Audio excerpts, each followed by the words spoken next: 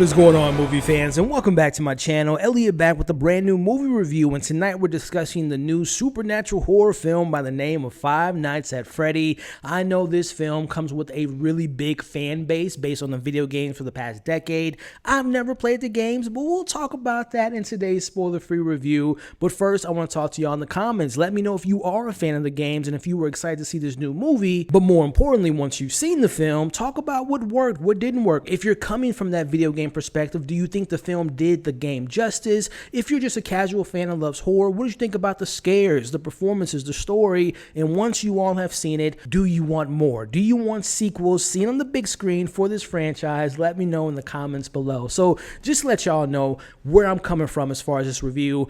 I've never played the games. I've obviously heard of the games. I kind of know the whole thing. The gimmick is jump scares, but I don't know anything about the characters, the lore, the mythology. So going into this movie, no expectations. I'm just a fan of film, number one. I love horror movies, so I was going into that with that perspective. So you won't be hearing me talk about, oh, the film didn't do this, there wasn't this character, that Easter egg was good, that cameo wasn't good. This is just a film review. Visual person that has heard of the IP but have never played the game. With that being said, let's get into my thoughts. And the first thing I want to talk about is my experience, because listen, if you've been a part of this channel for a while, you know I get the opportunity to see movies early because I am a critic, and it is great to see movies early, but I don't get the opportunity as much to see movies for the first time with a movie-going audience, right? This casual moviegoers.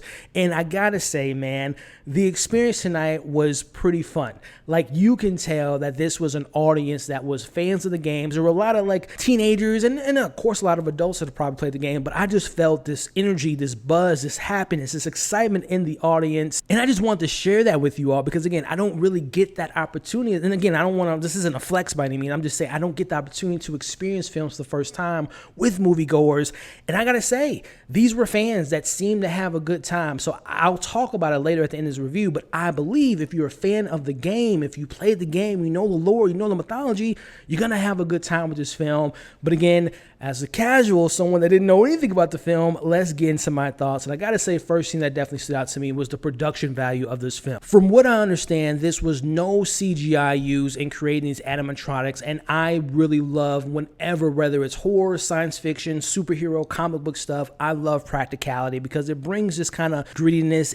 It makes it feel more grounded and tangible. Like, you can tell the actors are acting against an animatronic versus like a CGI tennis ball in front of their face. It brings some layer of realness to the actual interactions between the human and the robots, and I thought the production of that was really well done, as well as the set design being in this arcade in the 80s and all that stuff. I thought that stuff was definitely a highlight. But also, I gotta say, from a performance standpoint, the performances weren't award-winning, but I felt this kind of nuance, and I felt the actors were really kind of giving it their all. Like, I think of Josh Hutcherson, I believe his name is. I've never seen the Hunger Games movies, and I've really never seen a lot of stuff that he's in, but I thought that he was a good character, a good person to follow around the story. He's kind of the audience jumping into this world of animatronics possessed by the souls of dead children. I thought that he had a really good performance. He plays an older brother of a young girl he's taking care of, and also to that point, the young girl, I believe her name was Abby, there's some good chemistry going on between that relationship. There's obviously some trauma that they're dealing with. They were good. The police officer, Elizabeth L., I believe her name is, I've seen her, she was in the first season of You, Becca, if I'm not mistaken.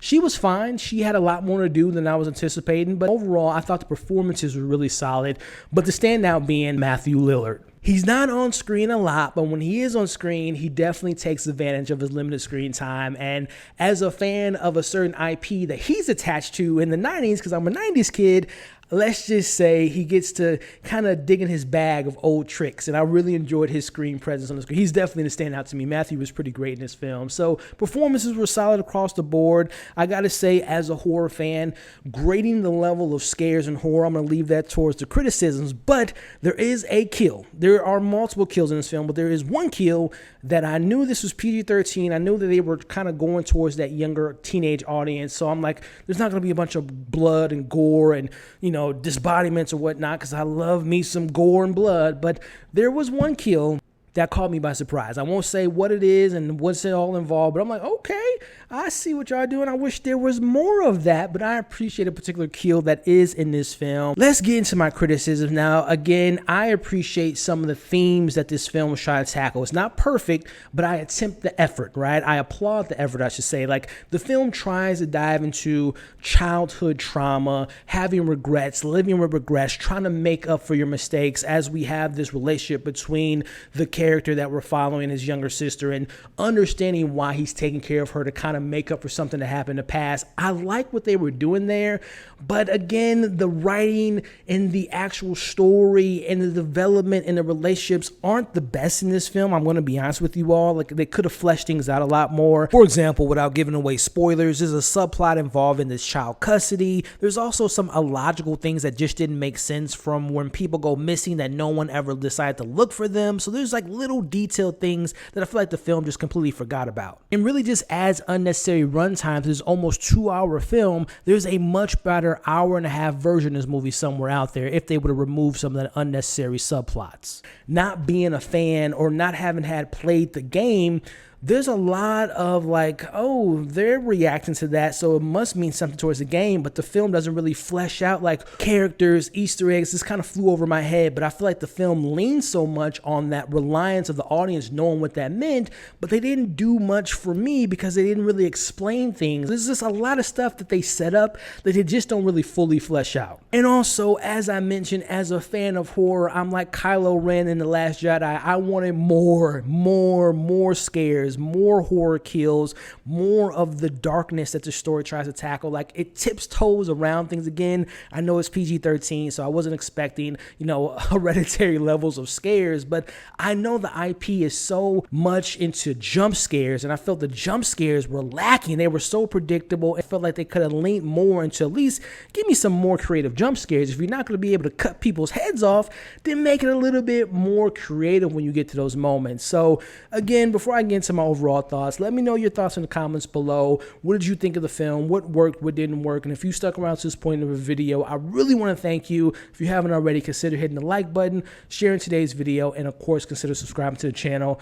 Overall, as someone that's never played the game, I had zero expectations going in this film, and I thought this movie was just fine. While the story wasn't the best, I appreciated the attempt to touching on childhood trauma and regrets. Again, it's not perfect, but I applaud the effort.